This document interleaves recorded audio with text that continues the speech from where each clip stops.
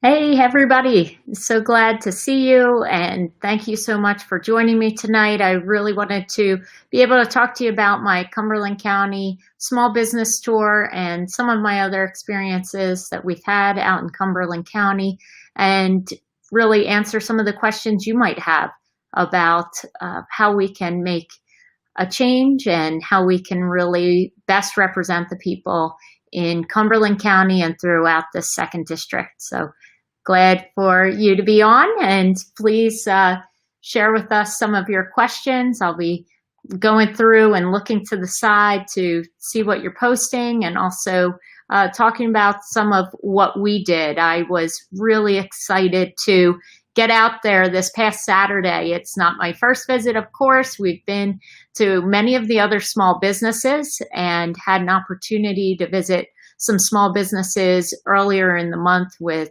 Jim Quinn, who took me around. And I also was able to visit the downtown. And this time it was great to start with Century Bakery. And I worked at Dunkin' Donuts when I was in 8th grade. So I thought for a long time I was not a big fan of donuts until I went to Century Bakery. Went to Century Bakery this Saturday, and I'm not exaggerating that this was my favorite donut experience I've ever had. I was talking about it for the rest of the day. We got out of the car and immediately smelled how fantastic everything that they had was, just overwhelming as soon as you step into the parking lot. And to be able to see all of the people working in there, talk to the owner who has just lost her spouse this past year, and how she turned over the reins now to Hope Loft and this new endeavor, and all the young people that were working there, but still the same quality and fantastic, not just donuts, but of course we got molasses bars, we had sticky buns, we did the whole thing. And it just reminded me of my own grandparents they were famous for their sticky buns in Atlantic City. To go and see this bakery was really wonderful, but even more important to hear how they're working in the community, and it's now serving as a nonprofit. And I loved knowing about that, and also knowing that people have this long tradition of supporting this business, and that'll continue with the same quality. And so our second stop in Bridgeton was just quickly to say hello to all the young people who were out helping to clean up the streets. It was organized by many different groups, and I thought I would bring them some donuts from Century, but Century had already donated donuts for them. And so we went over and saw the folks at Hope Loft and talked about the work that they're doing there. And even during this pandemic, how they're trying to support people in the community. I also got to look at their STEM room, which was amazing. I could not believe all of the equipment that they had, where they have a full workshop. If you haven't been in there, but you're interested in any kind of technology, woodworking, they have a whole soundboard area, rooms upstairs. It was fantastic. We just were wide-eyed. I've done some artwork and also learned a little bit about woodworking, and this was just like a real crafter's dream, but also teaching a lot of skills. So the idea that you could sign up for that and just participate in the community was really great. But I also heard about some of the programs they're doing to make sure that people are able to access grants for college and employment. So that was really fantastic. But I know it's probably been difficult over this time not to have that open. The center that's usually just bustling with activity has been closed during the virus, and that leaves a lot of people without a place to go. It was great to go to some restaurants during this tour. We went and saw some that have been able to successfully pivot, and others that are still just finding their way, trying to increase business. by doing takeout and delivery, and how delivery has increased in some of the restaurants. We also heard how, really this pandemic was not the first blow to many of these businesses, that there have been a number of things that have made the businesses really kind of struggle to get by. Some of the construction on the roads that helped to reduce the traffic and the passers-by made it difficult for the businesses. But we also just know that businesses do well when there's other neighboring businesses. So when we're seeing one shut down in a neighborhood, or two boarded up windows, or three or four, that impacts all of the other businesses in the area, and they begin to decline. So we know the whole Main Street needs to be embraced and strengthened, so that each of the businesses independently will be able to do well. It was great to be able to meet up with some of the young people who are representing the area. Miss Cumberland County was out. We went by and saw they were decorating face masks and doing an event out there with some of the younger winners as well. And that was nice. And it was, I have to say, just a most perfect day. Fantastic weather. It was beautiful. My family came along and met me out, and we decorated face masks and got to enjoy the day there right by Pretzel Factory. And my kids had so much fun at the flea market on Saturday as well. It was a little chaotic with all the kids at the flea market because there were a million things that they saw that they immediately wanted. We settled on one toy each and a piece of fruit because there were vendors that carried everything there that you could imagine. And that was a nice way to kind of cap off the afternoon. But before we did that, we visited the Photo Quick and we talked there. We know that there's a lot of other small businesses like the Tuxedo Shop that I've been to before that have really struggled during this time. And that's because all of the big events have been closed down. So it's the same situation that I heard in Gloucester County when we talked at the florist shop. They are in that industry where it's very event driven. And when there are no weddings and there are no, proms and things like that, then tuxedo rentals or flower arrangements aren't going to be as likely to be rented out or to be ordered. And it's going to be a long time before we know all of these events will begin to refill their orders. And it's impacting not only those banquet halls, but all the different vendors that support them. And so they need relief. And we are now still days without, weeks going on without relief. And we need to continue to keep the pressure on Congress to deliver the relief that people need, not only for their small businesses, but for rent, so that they will have what they need. And I'm hoping that they'll be coming to a deal soon on this. I see a few people on who are talking. One says, Bridgeton's home to many farm workers who always get excluded from fair wage legislation, beginning in the 1930s and continuing with every workers' rights gained since then. It's so true. How would I change this?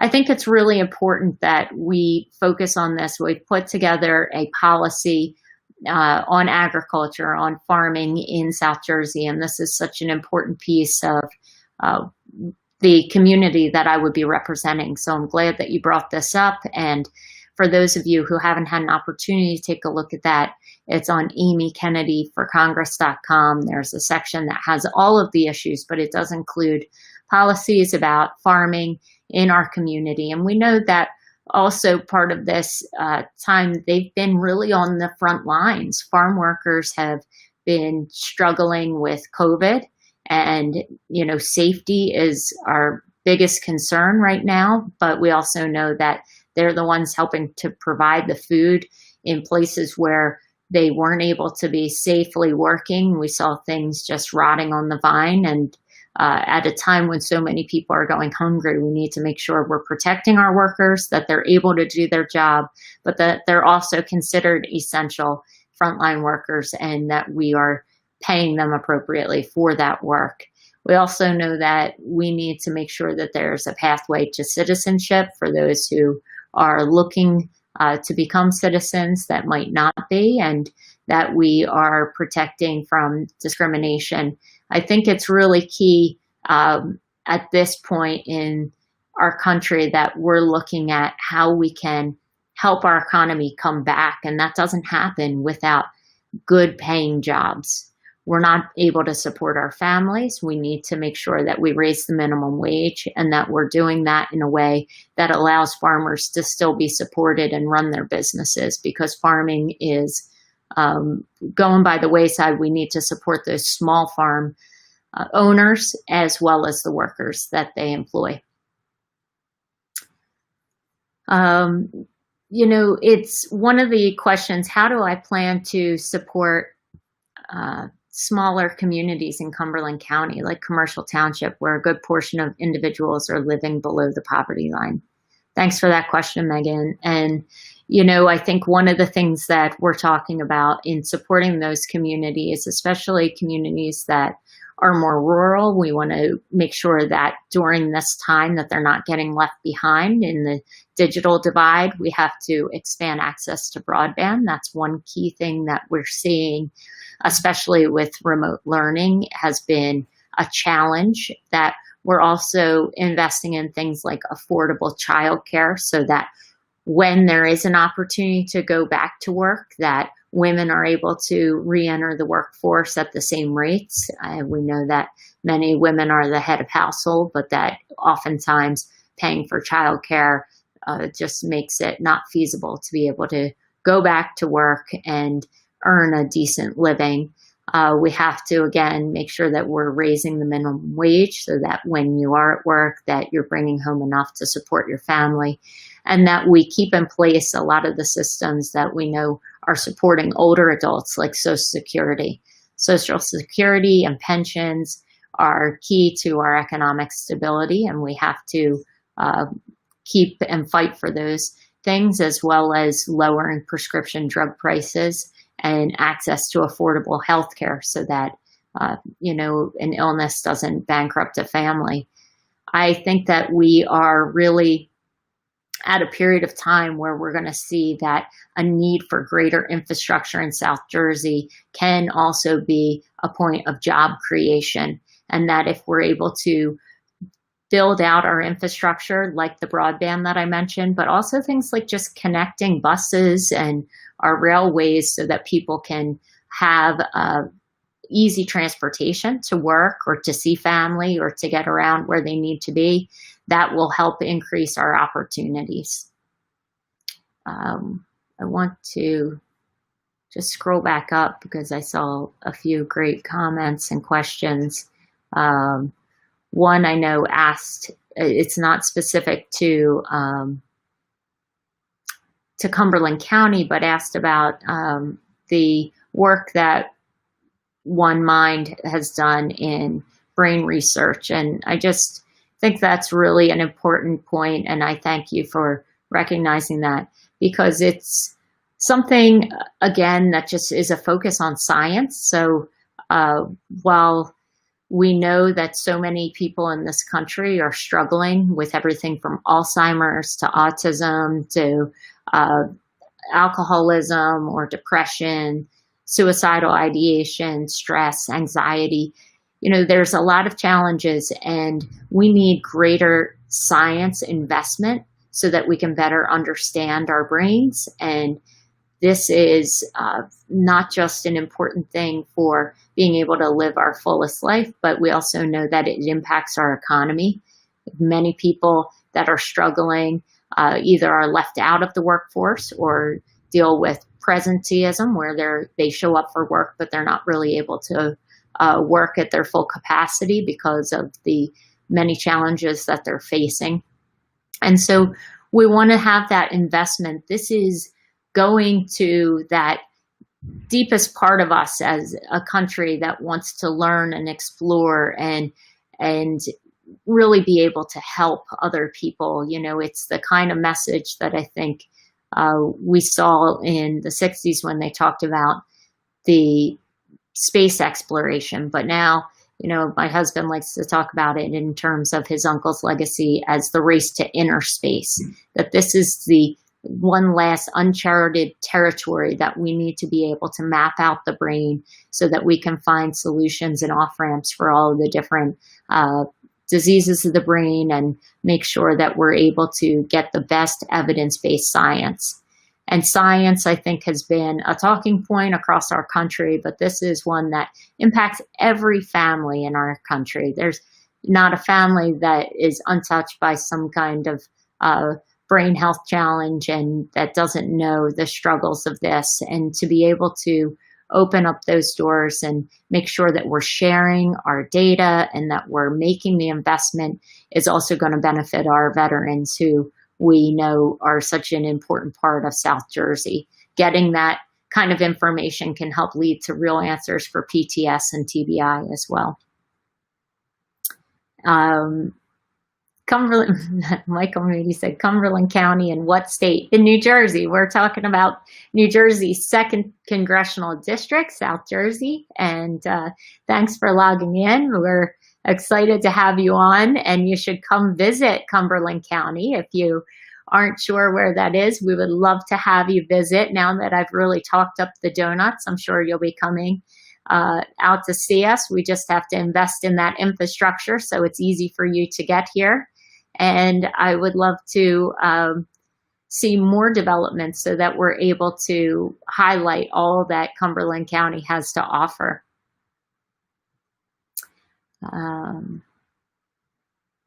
Some of the other comments that we see. Thanks for making yourself, thank you. Thanks for making yourself available to take questions. And how would we get groups of young citizens engaged in local politics so that we can elevate all voices as we move forward? Thank you, Ty.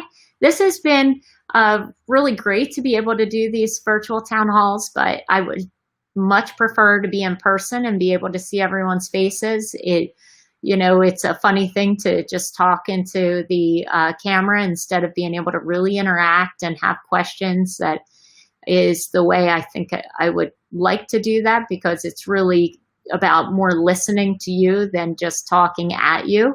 So I'm on tonight and trying to be able to engage with some of the questions I'm seeing down the side here, but I'd love to be able to be out and also, get people really involved. I think we're going to pop in on some Zooms in classrooms and on college campuses where we can, but we want to get people involved in everything from phone banking to submitting questions, postcard writing, texting, for those people that think that's an easier process. And we want to make sure that there's a way for anyone that's interested in volunteering to be able to do that comfortably.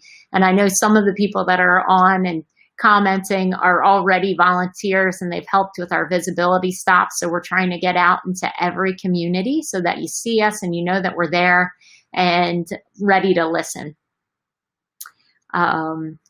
There's questions on about would we do funding for after school and summer programs for children in challenged areas. I absolutely think we need to invest in really high quality programs for young people, because I think this is key to that social emotional development that's so important.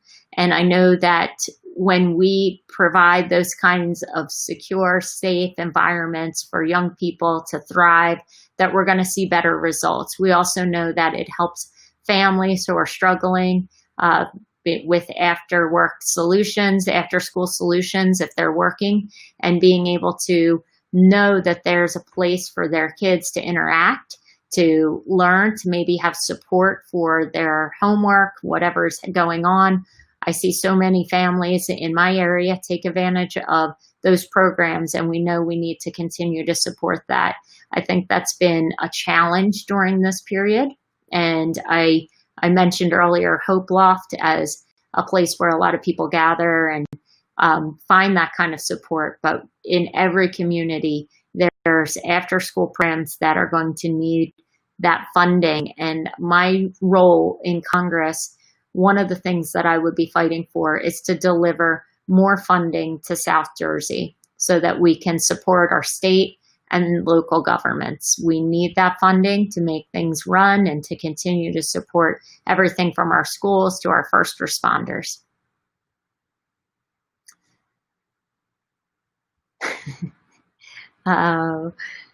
Do I like Lady Gaga? Yes. And isn't Jim Quinn a pleasure? He's just been so fantastic. He knows everything about the area. He took me out to Verna's. He took me to see some art shops. And I also got to go into another art co-op this weekend when I was there. He knows where all the action is and took me out, it just so great because he knows every community leader and store owner, and it's so clearly invested in Cumberland County. He's really still the mayor there in so many ways. One thing that we didn't get to do was go to the Bridgeton Zoo. Somebody asked what I like best about Cumberland County, so I'd like to be able to do that and come back and bring the kids because they love any opportunity to go out to the zoo. And I think that would be a fun thing on our next visit. We're going to come out. I know that there's going to be an event renaming one of the streets Puerto Rico Way. So we'll be definitely out for that, if not sooner, hopefully sooner. And trying to just be part of the community and show up. I think, so many times people are focused on the county that they live in, and I want to demonstrate that I hope to be in every part of this district. So give me some more suggestions of where else we should visit on our next trip out. Let's see what some of the other questions are. After visiting Cumberland County, what are some of the needs you saw that deserve more attention, things you may focus on when you get to Congress? So I did mention some of them, the infrastructure needs that I've seen, as well as the need for broadband. I think protecting things like Social Security is going to be very important in the next couple of months. But I also think that we know addiction is on the rise, methamphetamine, so making sure that the resources are there for that in the coming months, as well as just really more job opportunities. It felt to me that in Cumberland County, there has to be a real investment in not just job training, but job development, so that there's opportunities when people have the training to be hired and to live locally, and that we're able to bring more people in and have a greater tax base with some more businesses there. That seemed to be something that we desperately need, but that doesn't happen without that infrastructure investment. Oh, this is a good one every day, is to remind people to do the census questionnaire. And the question from Kyle, how do your kids feel about the campaign? I think they love it, but I'm not 100% sure. They want to come with me. I was able to have Harper, who's 12, volunteer this weekend on Sunday. Some volunteers were helping stuff envelopes. And is that Harper now? What? Yep. We're on live stream. Oh. What do you think of the campaign is the question. How do my kids like it? What do you think? It's really cool. Good. Thumbs up.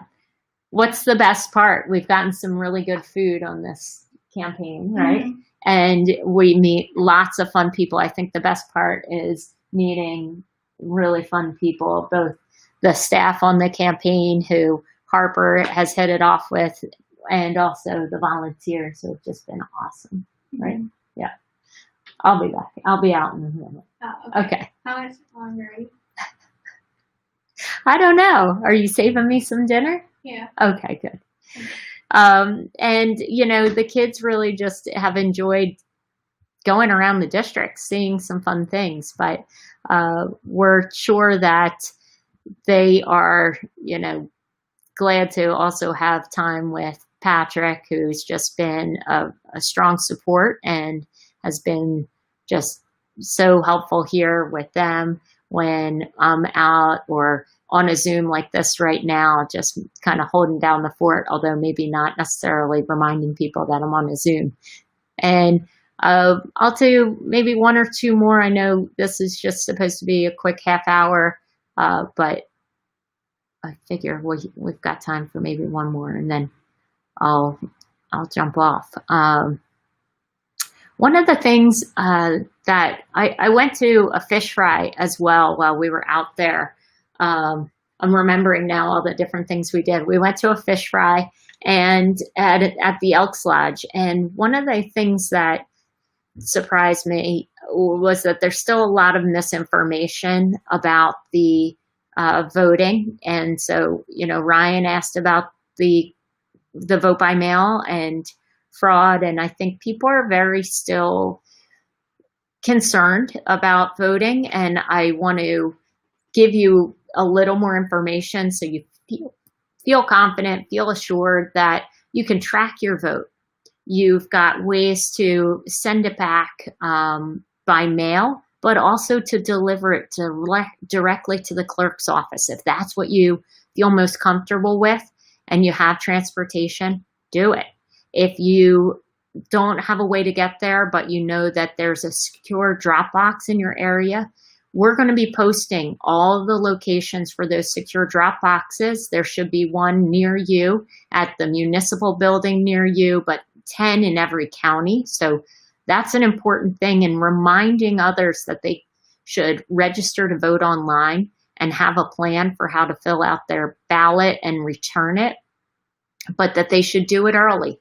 That the day of is a provisional paper ballot, and they can certainly bring their vote by mail ballot to the polling place, but that there's fewer polling places than in a typical year. So if they're planning on participating, they may not have been part of the primary and didn't get that process down in the primary. Those are the people that you want to inform and make sure that they know the next steps. And we're going to refer people to the Board of Elections website that has lots of information. We'll have a hotline if people need help on how to return their ballots and, not to rip off the flap on the back.